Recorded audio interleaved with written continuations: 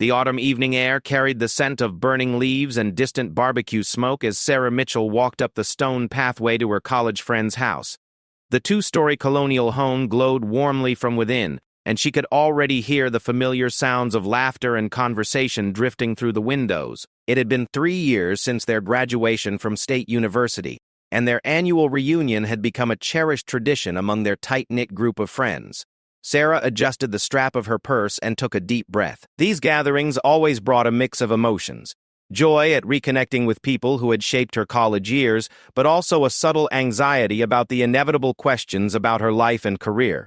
At 25, she had taken a path that few of her friends understood or could relate to. The front door opened before she could knock, revealing Jessica's bright smile. "Sarah, you made it!" Jessica pulled her into a warm hug, the familiar scent of her vanilla perfume instantly transporting Sarah back to their dorm room days. "Everyone's been asking when you'd get here." "Sorry I'm late," Sarah replied, stepping into the foyer and hanging her jacket on the antique coat rack. Traffic was brutal coming from the city. Jessica's house had always been the gathering spot for their group. Even in college, her off-campus apartment had served as the unofficial headquarters for study sessions, movie nights, and impromptu parties. Now, as a successful marketing executive, she had the space and means to host their annual reunions in style. The living room buzzed with animated conversations as Sarah entered. The familiar faces turned toward her with genuine excitement, and she was immediately swept into a series of enthusiastic greetings. There was Marcus, now a software engineer at a tech startup, his beard neatly trimmed and his casual button-down shirt a far cry from the band t-shirts he'd worn in college. Emma, who had become a high school teacher, rushed over with her characteristic enthusiasm, her red hair pulled back in a practical ponytail that somehow still managed to look stylish. "Sarah, we were just talking about that crazy philosophy professor we had senior year." Emma laughed, gesturing toward the circle of friends gathered around the coffee table. "Remember how he used to pace around the classroom like he was solving the mysteries of the universe?" David, who had been Jessica's boyfriend since sophomore year and was now her husband, stood up from his position near the fireplace. His accounting job had given him a more serious demeanor than Sarah remembered, but his smile was just as warm. "Good to see you, Sarah. How's the job treating you?" This was always the moment Sarah both anticipated and dreaded. The job question, the career discussion, the inevitable comparisons and explanations that would follow. She had learned to navigate these conversations carefully over the years. "It's going well," she replied with a practiced smile. "Keeping busy, you know how it is." As the evening progressed, the group settled into their usual rhythm of reminiscing about college adventures, sharing updates about their lives, and catching up on mutual friends who couldn't make it to the reunion. Sarah found herself genuinely enjoying the company, allowing herself to relax as she sipped her wine and listened to stories about new relationships, career promotions, and family developments.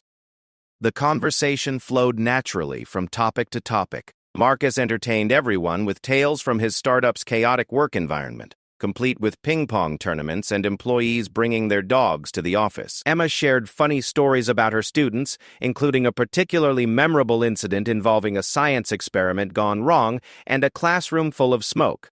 "Remember when we used to think 30 was so old?"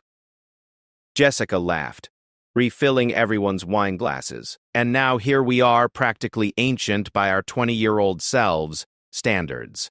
"Speak for yourself," David joked, dodging Jessica's playful swat. "Some of us are still in our prime."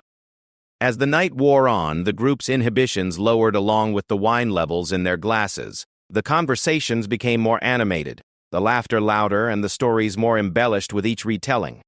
It was during one of these spirited discussions about their wildest college adventures that the tone of the evening began to shift in an unexpected direction. "I still can't believe you actually jumped off that bridge into the river," Marcus said to David, shaking his head in amazement.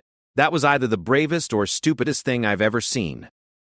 "Definitely stupidest," Jessica interjected, rolling her eyes. "I aged 10 years watching him do that." The group erupted in laughter, and the conversation naturally drifted toward other daredevil stunts and risky behaviors from their youth. It was Emma who inadvertently steered the discussion toward more dangerous territory. "You know what's crazy?" she said, her voice slightly slurred from the wine. "We did so many reckless things in college, and somehow we all made it through alive." I mean, really, what are the odds? Luck of the draw, Marcus replied, though I guess it helps that none of us were involved in anything truly dangerous. Not like those action movie heroes or people in really dangerous jobs. David nodded thoughtfully. Yeah, most of us ended up in pretty safe careers. Accounting, teaching, marketing, tech. No life-or-death situations in our daily routines. The comment hung in the air for a moment, and Sarah felt a familiar tightness in her chest. She had been dreading this moment, knowing that eventually the conversation would turn toward the nature of their work and the safety of their chosen paths. Speaking of dangerous jobs, Jessica said, her voice taking on a more serious tone. I saw this documentary last week about war correspondents. Can you imagine putting yourself in that kind of danger for a story? I mean, the stress alone would kill me. I couldn't do it, Emma agreed emphatically. I get nervous just driving in heavy traffic. I can't imagine being in an actual war zone or dealing with real violence. Marcus leaned back in his chair, his expression thoughtful. It makes you wonder about people who choose those kinds of careers: military, law enforcement, emergency responders. There has to be something different about their mindset, right? Some people are just wired for that kind of stress and danger. Sarah found herself growing increasingly uncomfortable as the conversation continued. She had successfully avoided detailed discussions about her work for the past few years, but she could sense that the evening's relaxed atmosphere and flowing wine were making her friends more curious and less tactful than usual. I think it's partly about adrenaline, David suggested. Some people need that rush, that sense of excitement and danger. They get bored with normal, everyday life. Or maybe it's about making a difference, Jessica added, wanting to do something meaningful, even if it comes with risks. Emma nodded enthusiastically. That's probably it. They want to feel like they're making a real impact on the world, though honestly, I think I make plenty of impact teaching kids. That's exciting enough for me. The group laughed at Emma's comment, but Sarah noticed that Marcus was studying her with a curious expression. She had always been the quietest one in their group about her career specifics, and she could see the wheels turning in his mind. You know, Sarah, Marcus said slowly, you never really talk about what you do for work. I mean, we know you work for the government, but you're always pretty vague about the details. The room grew slightly quieter as the other friends turned their attention to Sarah. She felt their collective gaze, and knew that this was the moment she had been hoping to avoid. Government work can be pretty boring, she said with a forced laugh, hoping to deflect their curiosity. Lots of paperwork and bureaucracy. Nothing as exciting as your startup adventures, Marcus. But Marcus wasn't satisfied with her deflection. The wine had made him more persistent than usual, and his natural curiosity as a problem solver was kicking in. Come on, he pressed gently. We've been friends for years, and you never give us any details. What department do you work for? What's your typical day like? We're all friends here. Sarah felt the familiar weight of her professional obligations pressing against her desire to be open with her closest friends. The nature of her work required a level of discretion that often created barriers in her personal relationships, and she had become skilled at navigating these situations without revealing too much. It's really not that interesting, she insisted, taking a sip of her wine to buy herself time. Administrative stuff mostly. Policy review, that sort of thing. Jessica, emboldened by the wine and the group's collective curiosity, decided to join Marcus in his gentle interrogation. But which agency? State Department? Defense? Homeland Security? There are so many different types of government work. Sarah felt her heart rate increase as she realized that her friends weren't going to let this topic drop easily. The comfortable evening atmosphere had shifted, and she found herself at the center of an unwanted spotlight. Various departments, she said vaguely. I do consulting work, so I move around between different agencies depending on the project. David, who had been listening quietly, suddenly perked up with interest. Consulting? That sounds more exciting than you're making it seem. What kind of expertise do you provide? The questions were coming faster now, and Sarah could feel her carefully constructed walls beginning to crumble under the friendly but persistent pressure. She had underestimated how much the wine would lower everyone's social filters, including her own. Security consulting, she admitted reluctantly, hoping that the vague answer would satisfy their curiosity. But instead of satisfying them, her response only seemed to fuel their interest further. Emma's eyes widened with excitement, and she leaned forward in her chair. Security consulting? Like cybersecurity? Corporate espionage? That actually sounds really cool, Marcus nodded enthusiastically. Yeah, that's way more interesting than you made it sound. Are you like a white hat hacker or something? Sarah realized that she had painted herself into a corner. Each answer she gave only prompted more questions, and she was running out of safe deflections. The evening that had started so pleasantly was quickly becoming a minefield of potential revelations. Not cybersecurity, she said carefully. More like risk assessment and threat analysis. The room fell silent for a moment as her friends processed this information. Sarah could see the gears turning in their minds as they tried to piece together what kind of work she actually did. It was Jessica who broke the silence, her voice filled with a mixture of curiosity and concern. Threat analysis? That sounds intense. Are you dealing with dangerous situations? Real threats? Sarah felt the walls closing in around her. She had revealed more in the past few minutes than she had intended to share in the entire evening. The wine was definitely affecting her judgment, and she could feel her professional training warring with her desire to be honest with her friends. Sometimes, she admitted quietly, immediately regretting the admission. The simple word hung in the air like a confession, and Sarah could see her friends' expressions changing as they began to understand that her work might be far more serious and dangerous than they had ever imagined. Emma was the first to voice what they were all thinking. Oh my God, Sarah. Are you saying you're in actual danger at work? Like, real danger? The question landed like a bombshell in the middle of their cozy reunion, and Sarah knew that there was no going back to the comfortable small talk and college reminiscences they had been enjoying just moments before. The evening had taken a turn that would forever change how her friends saw her, and she wasn't sure she was ready for that transformation. The silence that followed Emma's question stretched uncomfortably across the living room. Sarah could feel 5 pairs of eyes studying her face, searching for clues about the woman they thought they knew. The warm, familiar atmosphere of their reunion had shifted into something more intense, more charged with unspoken questions and growing realizations. Sarah set down her wine glass with trembling fingers, the crystal making a soft clink against the wooden coffee table. She had spent years perfecting the art of deflection, of giving just enough information to satisfy curiosity without revealing the true nature of her work. But tonight, surrounded by people who had known her since she was 18 years old, those carefully constructed barriers felt inadequate. It's complicated, she said finally, her voice barely above a whisper. Marcus leaned forward, his expression serious. Sarah, we're your friends. We've known each other for 7 years. Whatever it is, you can tell us. But Sarah knew that wasn't entirely true. There were things she could never tell them, secrets that weren't hers to share, experiences that would fundamentally change how they saw her and perhaps how they slept at night. The weight of her professional obligations pressed against her chest like a physical force. Jessica reached across the space between their chairs and touched Sarah's hand. You're scaring us a little bit. Is everything okay? Are you in some kind of trouble? The genuine concern in her friend's voice made Sarah's throat tighten with emotion. These people had been her anchor during the turbulent years of college, her refuge during late-night study sessions and post-breakup recovery periods. They had celebrated her successes and supported her through failures, but they had done so without truly knowing who she had become. I'm not in trouble, Sarah assured them, managing a weak smile. At least, not the kind you're thinking of. David, ever practical, tried a different approach.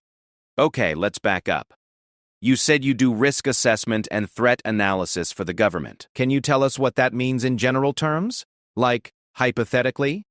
Sarah appreciated his attempt to give her an out, a way to discuss her work without revealing specifics.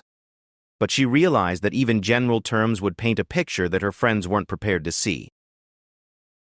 Risk assessment means evaluating potential threats to national security, she began slowly. Threat analysis involves understanding the capabilities and intentions of people who might want to harm American citizens or interests. Emma's hand flew to her mouth. You're like a spy? The word hung in the air like an accusation, and Sarah felt her carefully maintained composure begin to crack. The romantic notion of espionage that movies and television had planted in popular culture was so far from the reality of her work that she almost laughed. "Not exactly," she said, but even as she spoke, she knew that the distinction would be lost on her friends. Marcus was staring at her with a mixture of awe and disbelief. "This is insane. How long have you been doing this?" "Since college." Sarah shook her head. "I was recruited during my senior year. You remember that internship I took in D.C.? The one I said was with the State Department?" "The internship that you never talked about," Jessica said slowly, the pieces beginning to fall into place. "You came back from that completely different. More serious, more person. Guarded." The observation stung because it was accurate. Sarah remembered returning to campus after that summer internship, feeling like she was carrying the weight of the world on her shoulders. She had learned things about the threats facing her country that had fundamentally changed her worldview, and she had discovered that she had a particular aptitude for the kind of analytical thinking that intelligence work required. "The training was intense," she admitted. "They teach you to see patterns that other people miss, to think about worst-case scenarios, to always be aware of potential threats. It changes how you look at the world." David was struggling to process this information. "But you've been coming to our reunions for 3 years. You've been hanging out with us like everything was normal. How do you just turn that off?" The question hit closer to home than David probably realized. One of the most difficult aspects of Sarah's work was learning to compartmentalize, to separate her professional life from her personal relationships. It required a constant mental balancing act that was exhausting in ways her friends could never understand. "You learn to live with it," she said simply. "You have to, or it would drive you crazy." Emma was shaking her head in amazement. "I can't believe you never told us." "I mean, I understand why you couldn't, but still.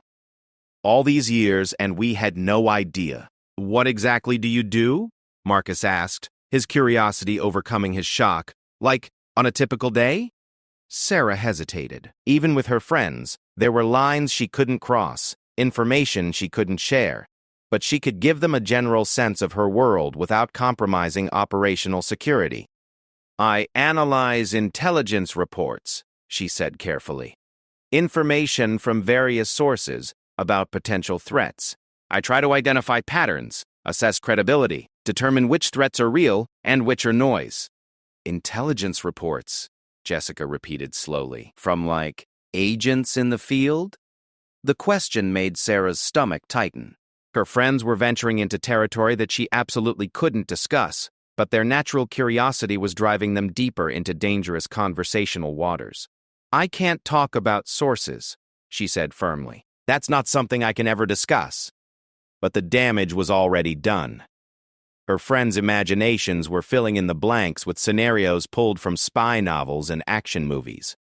She could see it in their faces, the dawning realization that their college friend lived in a world of secrets and shadows that they had never imagined. Emma was the first to voice what they were all thinking.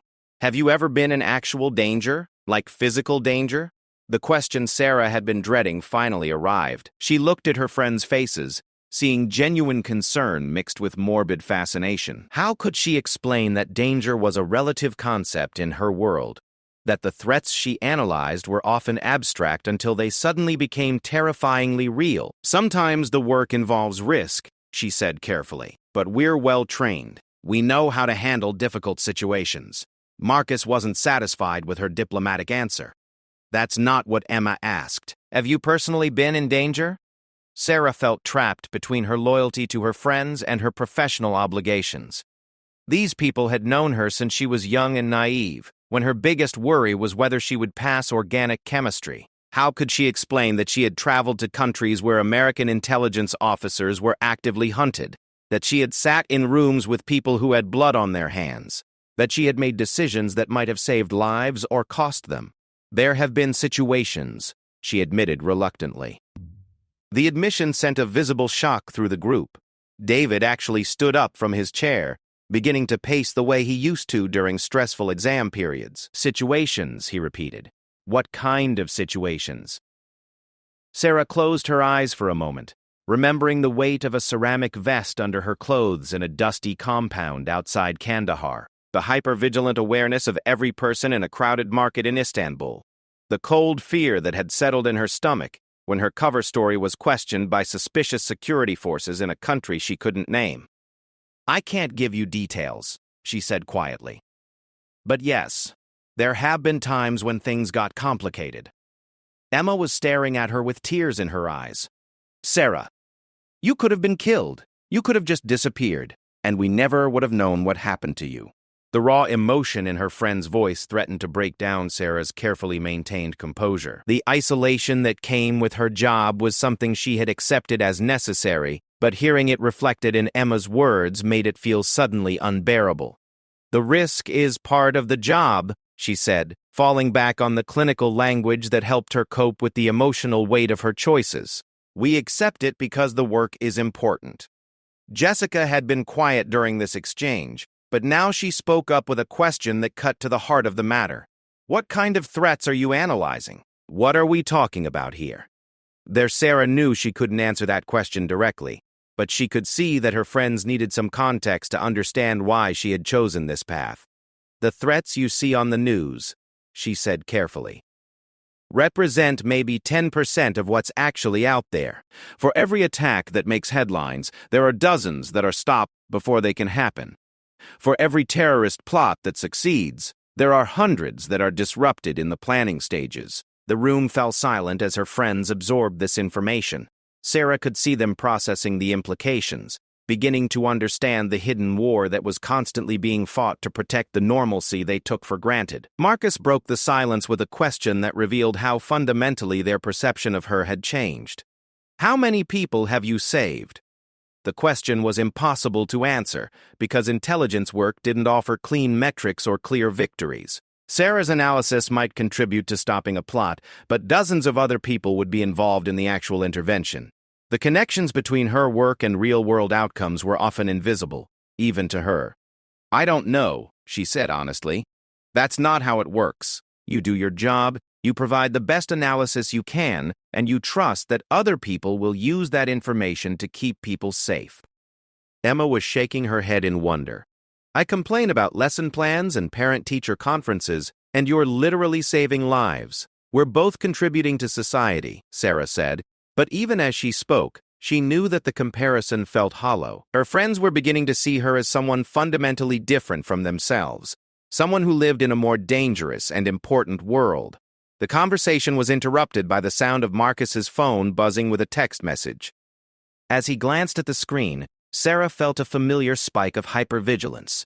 Years of training had conditioned her to notice interruptions, unexpected communications, anything that might represent a change in the status quo. "Sorry," Marcus said, setting the phone aside. "Work emergency. Some server crashed, and they need me to log in remotely." But the moment had broken the spell of their conversation, and Sarah suddenly became aware of how much she had revealed. The wine had lowered her guard more than she had realized, and she felt a flush of professional shame at how freely she had discussed her work. "I should probably head home," she said, standing up somewhat unsteadily. "Long drive back to the city." Her friends immediately protested, but Sarah could see a new dynamic in their responses. There was a deference in their voices that hadn't been there earlier, a recognition that she had become someone different from the college student they remembered. "You can't drive after drinking," Jessica insisted. "You can stay here tonight." But Sarah needed space to process what had just happened, to rebuild the walls that had been temporarily breached. The comfortable anonymity of her carefully constructed cover story had been shattered, and she wasn't sure how to navigate this new reality with her friends. "I'll call an Uber," she said, already reaching for her phone. As she waited for her ride, her friends continued to ask gentle questions, their voices filled with a mixture of concern and fascination. But Sarah had retreated back into her professional mindset, providing polite but non-committal answers, while her mind raced through the potential implications of what she had revealed. When the car arrived, her friends hugged her goodbye with an intensity that hadn't been there at the beginning of the evening. She could feel their worry, their new awareness of the risks she faced, and their struggle to reconcile this revelation with their image of their college friend.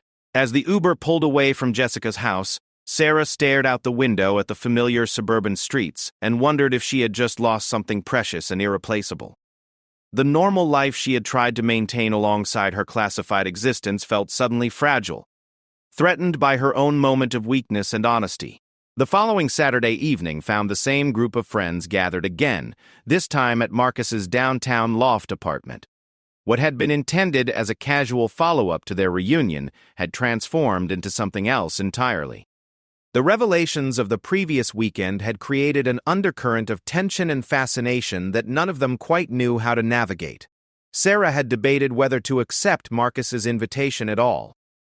The intimate details she had shared about her work had left her feeling exposed and vulnerable in ways that were unfamiliar and uncomfortable. But her desire to maintain some semblance of normalcy with her friends had ultimately won out over her professional paranoia. Marcus's apartment reflected his success in the tech world. Minimalist furniture, exposed brick walls, and floor-to-ceiling windows that offered a stunning view of the city skyline. The space felt modern and sophisticated, a far cry from the cramped dormitory rooms where their friendships had first formed.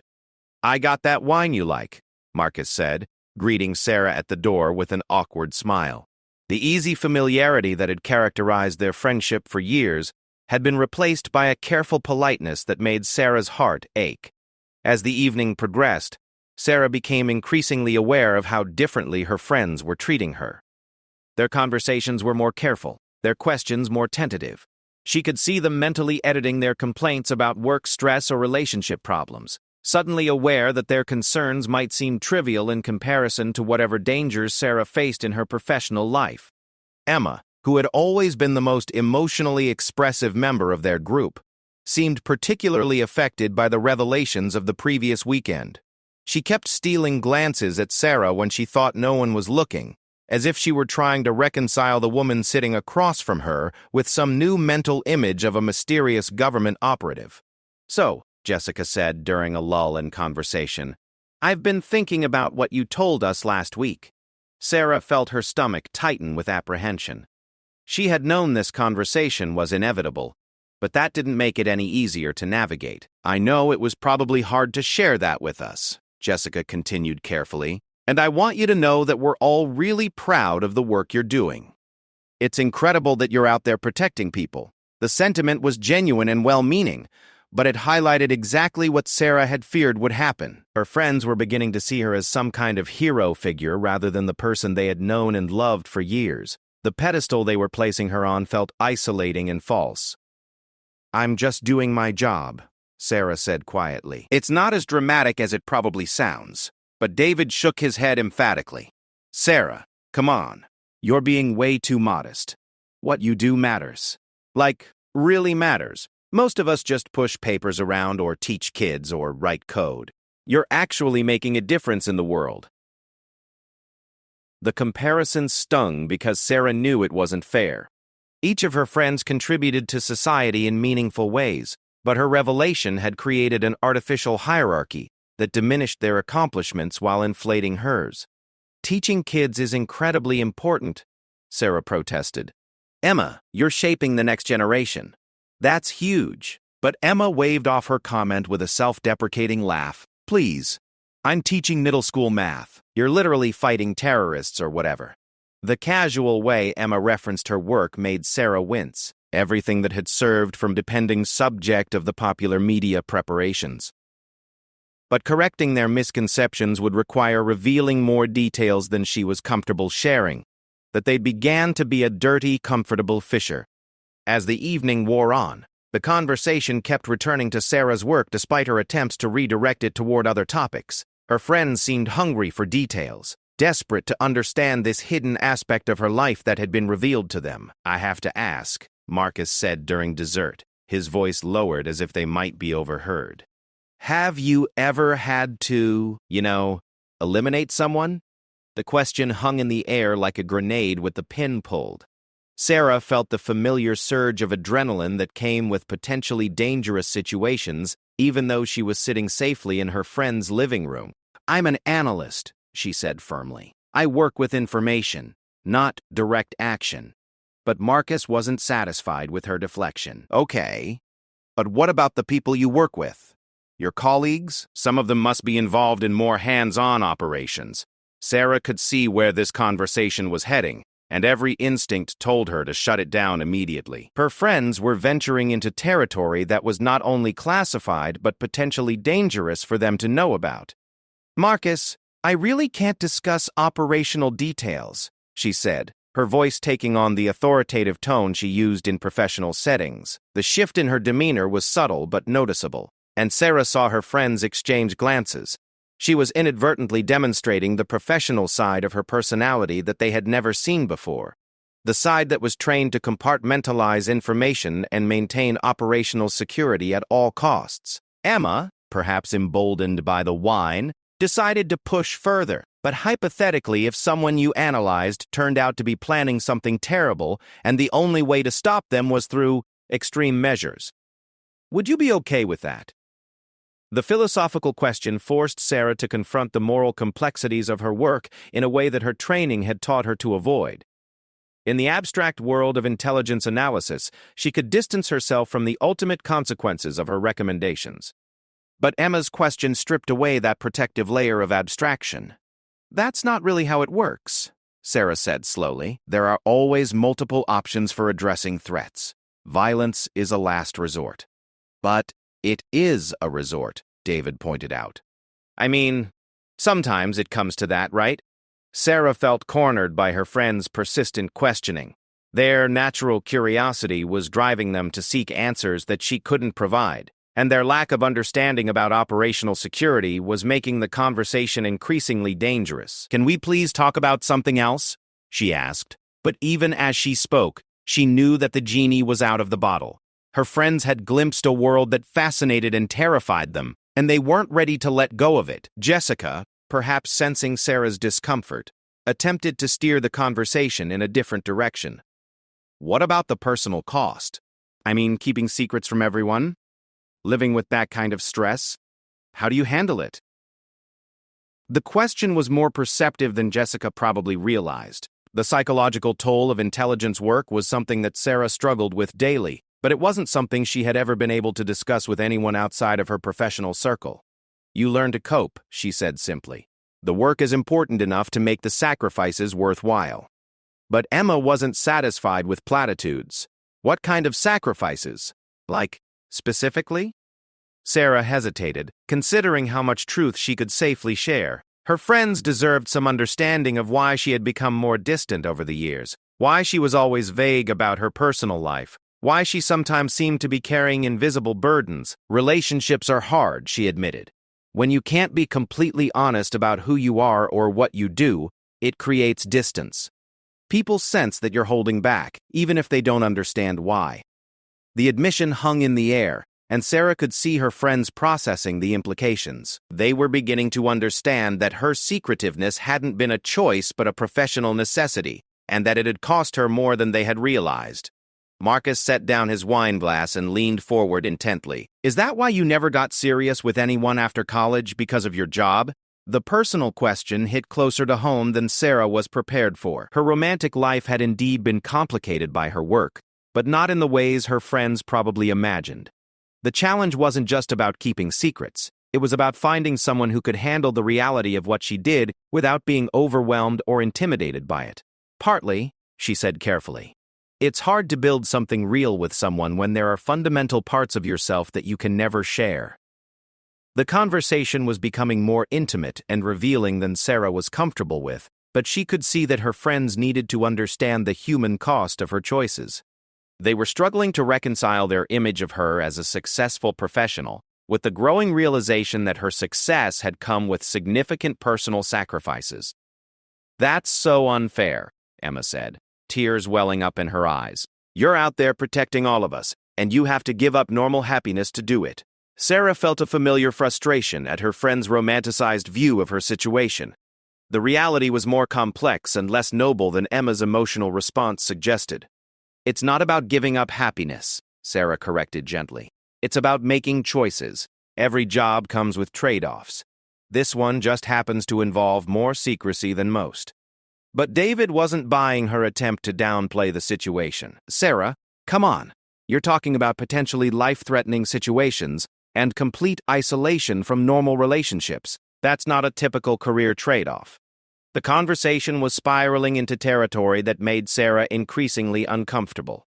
Her friends were creating a narrative about her life that cast her as a tragic hero, sacrificing everything for the greater good. While there was some truth to their observations, their dramatic interpretation missed the nuances of her actual experience. "Can I ask you something?"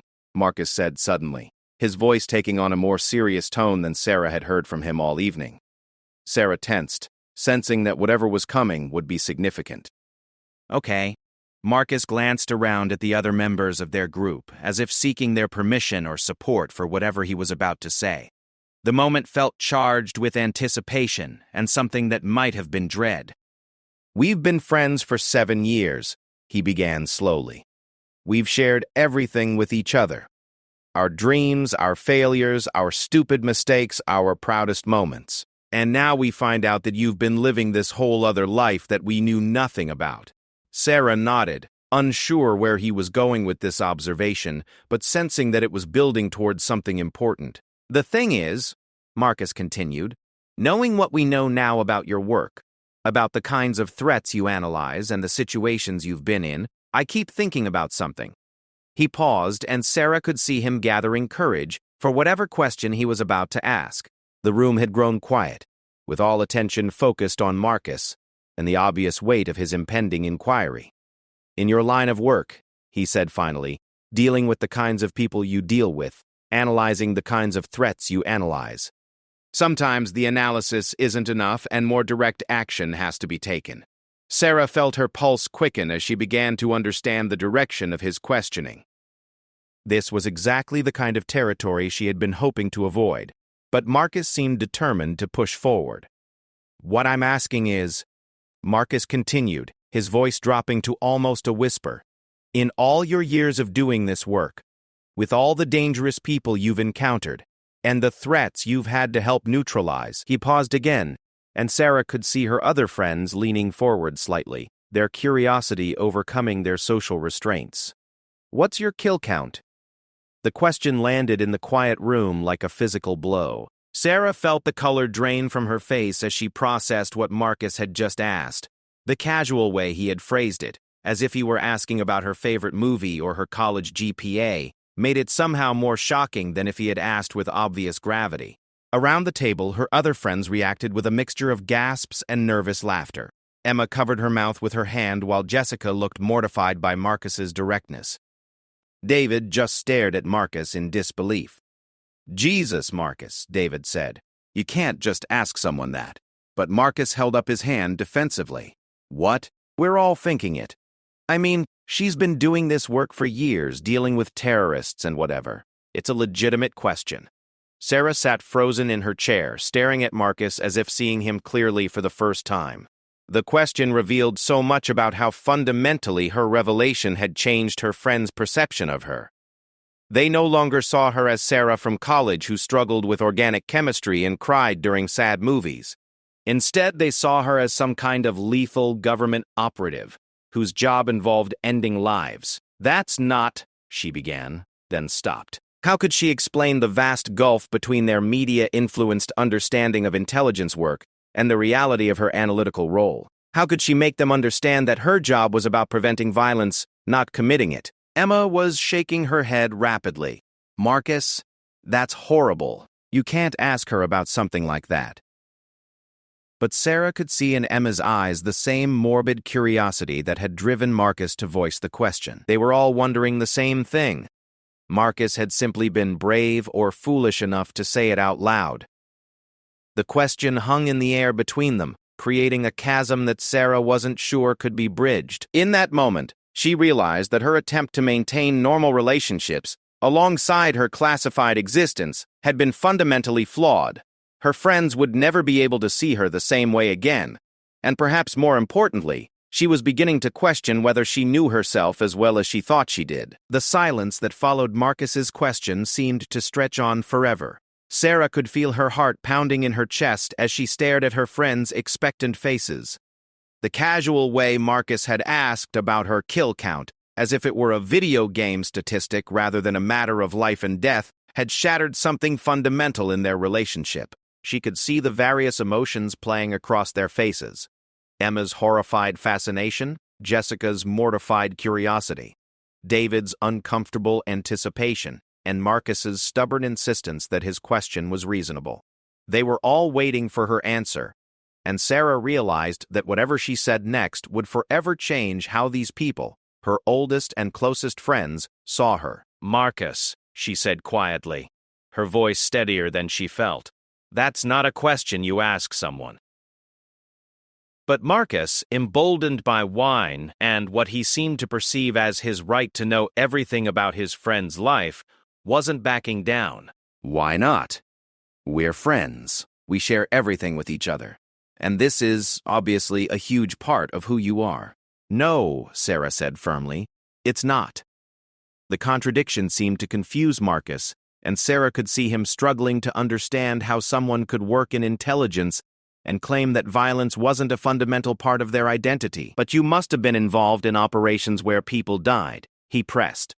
"I mean, that's what happens when you're fighting terrorism, right? Sometimes you have to eliminate threats." Sarah felt a familiar exhaustion wash over her. The same weariness that came from constantly having to explain that reality was more complex and less dramatic than popular culture suggested. But this time, the misunderstanding wasn't coming from a stranger or casual acquaintance. It was coming from people she had trusted with her deepest secrets during college. "You watch too many movies," she said, but there was no humor in her voice. Emma leaned forward, her face flushed with wine and emotion. "Sarah, please. We're not judging you. We just want to understand what your life is really like." The plea in Emma's voice almost broke Sarah's resolve. These people had been her family during some of the most formative years of her life. They had celebrated her successes and comforted her during failures. They deserved some version of the truth, even if it wasn't the dramatic revelation they seemed to be expecting. "You want to understand my life?" Sarah asked, her voice taking on an edge that her friends had never heard before. "Fine, let me tell you what my life is actually like." She stood up from her chair and began pacing Marcus's living room, her professional training warring with her personal need to be understood by the people who mattered most to her. "I spend my days reading reports about people who want to hurt innocent Americans. I analyze communication patterns, financial transactions, travel records, and behavioral assessments. I try to determine which threats are credible and which are just angry people venting online." Her friends were listening intently, and Sarah could see them trying to reconcile this description with their imagined version of her work. "Sometimes," she continued, "my analysis contributes to preventing attacks. Sometimes it helps law enforcement build cases against people who are planning violence. And sometimes, despite all our best efforts, bad things happen anyway." She stopped pacing and turned to face her friends directly. "But what I don't do, what I have never done, is personally harm anyone. My job is to understand threats, not to eliminate them." Marcus looked confused. "But surely you've been in situations where you had to defend yourself, where someone tried to hurt you." The question touched on memories that Sarah preferred to keep buried, but she could see that her friends needed a more complete picture to understand the reality of her work. "There have been dangerous situations," she admitted carefully. "Times when I was gathering intelligence in places where American operatives weren't welcome. But even then, my role was to observe and report, not to engage in direct confrontation." David, who had been listening quietly, finally spoke up. "So when Marcus asked about your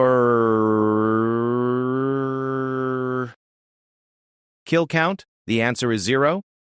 Sarah felt a moment of relief that finally someone was asking the right question. "The answer is 0, she confirmed. But instead of satisfaction, her response seemed to generate more confusion among her friends. Sarah could see them struggling to understand how someone could work in intelligence for years without becoming personally involved in violence. "I don't understand," Marcus said, his voice tinged with what sounded almost like disappointment. "If you're not involved in the action side of things, then what makes your job so dangerous?" The question revealed how fundamentally her friends misunderstood both the nature of intelligence work and the sources of danger in her profession. Sarah realized that their perception had been shaped entirely by fictional portrayals that emphasized dramatic confrontations and physical violence while ignoring the more subtle but equally real risks that analysts faced. "Information is dangerous," she explained. "The people I analyze, the networks I study, the threats I assess, they're all real. And sometimes, those people become aware that they're being watched. She could see her friends beginning to grasp the implications, but their understanding was still incomplete. When you know enough about someone's plans to threaten their operations, Sarah continued, you become a target yourself. Not because you're going to personally stop them with a gun, but because your knowledge makes their success impossible. Emma was nodding slowly, her face pale as she began to understand. So the danger comes from them wanting to silence you. Partly, Sarah acknowledged. But it's more complex than that. Sometimes the danger comes from being in the wrong place at the wrong time while gathering information. Sometimes it comes from working with assets who turn out to be double agents.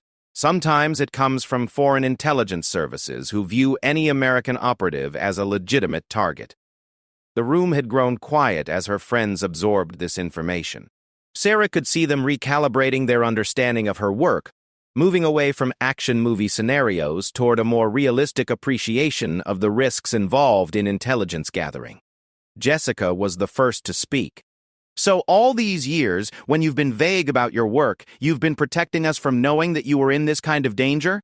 The question hit closer to home than Jessica probably realized. Sarah's secrecy had indeed been partly motivated by a desire to protect her friends, but not in the way they might imagine. I was protecting myself too, Sarah admitted. The fewer people who know details about intelligence operations, the safer everyone involved remains.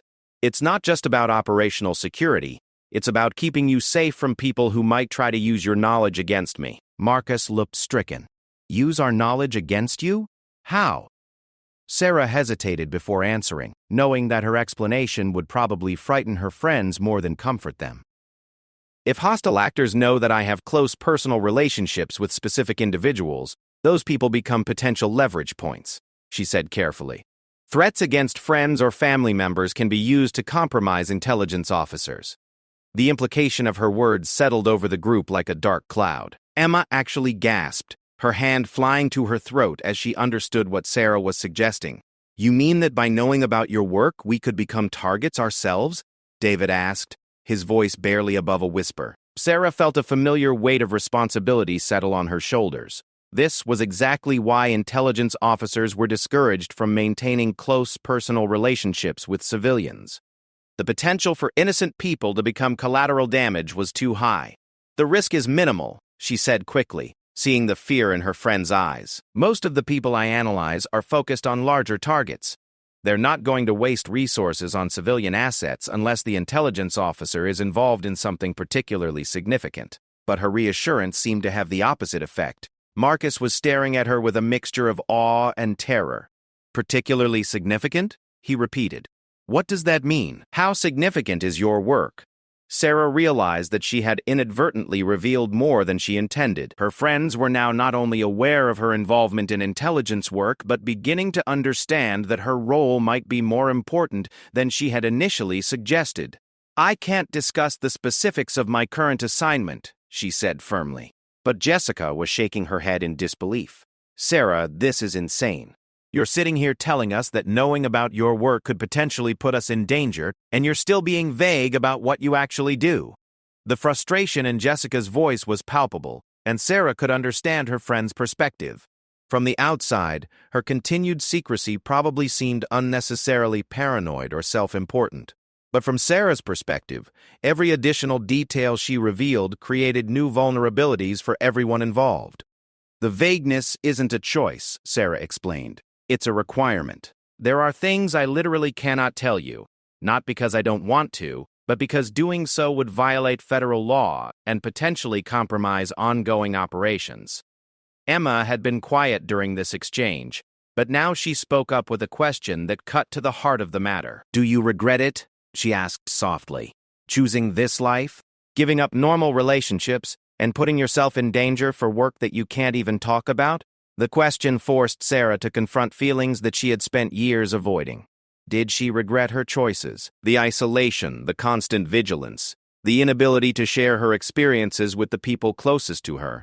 Sometimes, she admitted honestly, when I see how happy you all are with your normal lives, your uncomplicated relationships, your ability to complain about your jobs without wondering if someone might be listening, Sometimes I wonder what my life would have been like if I had chosen differently." Her friends were hanging on every word, and Sarah could see that her honesty was both satisfying their curiosity and breaking their hearts. "But then I think about the attacks that didn't happen because of intelligence work," she continued. "The families who don't know that their children are alive because someone identified a threat before it could be carried out. The normal life that you all get to enjoy exists partly because people like me choose to live differently." Marcus was staring at her with an expression she had never seen before, something between admiration and pity that made her deeply uncomfortable. "You're a hero," he said simply. The statement made Sarah wince visibly. "I'm not a hero. I'm just someone with a particular skill set who chose to use it in service of national security. Heroes are people who run into burning buildings or take bullets to save strangers. I sit in offices and read reports." But David was shaking his head emphatically. "Sarah, you can downplay it all you want, but what you've described is heroic. You've sacrificed your personal happiness to protect people you'll never meet. That's the definition of heroism." The conversation had taken a turn that made Sarah profoundly uncomfortable. Her friends were constructing a narrative about her life that felt both inaccurate and isolating. She had hoped that sharing some truth about her work would help them understand her better, but instead, it seemed to be creating an even greater distance between them. "Can we please just go back to talking about normal things?" she asked, exhaustion evident in her voice. "I missed Jessica's story about her new boss, and I want to hear about Marcus's startup drama."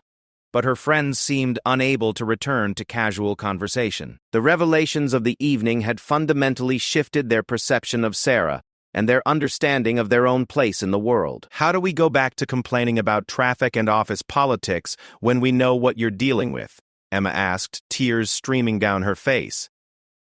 "How do we pretend that our problems matter when you're out there literally protecting the country?" The question revealed the exact problem that Sarah had feared would arise from sharing her truth. Her friends were no longer able to see their own lives as meaningful or significant in comparison to her work, and they could no longer interact with her as an equal. "Your problems do matter," Sarah insisted. "Your lives matter. The fact that you get to worry about normal things instead of terrorist attacks is the whole point of what I do." But she could see in their faces that the dynamic between them had been irreversibly altered. The comfortable equality of their friendship had been replaced by a kind of reverence that would make genuine intimacy impossible going forward. As the evening wound down and Sarah prepared to leave, her friends embraced her with a solemnity that felt more like a funeral than a social gathering. They were mourning the loss of their innocent friendship, even as they struggled to process their new understanding of who Sarah really was. Walking to her car in the cool night air, Sarah reflected on the events of the past 2 weekends.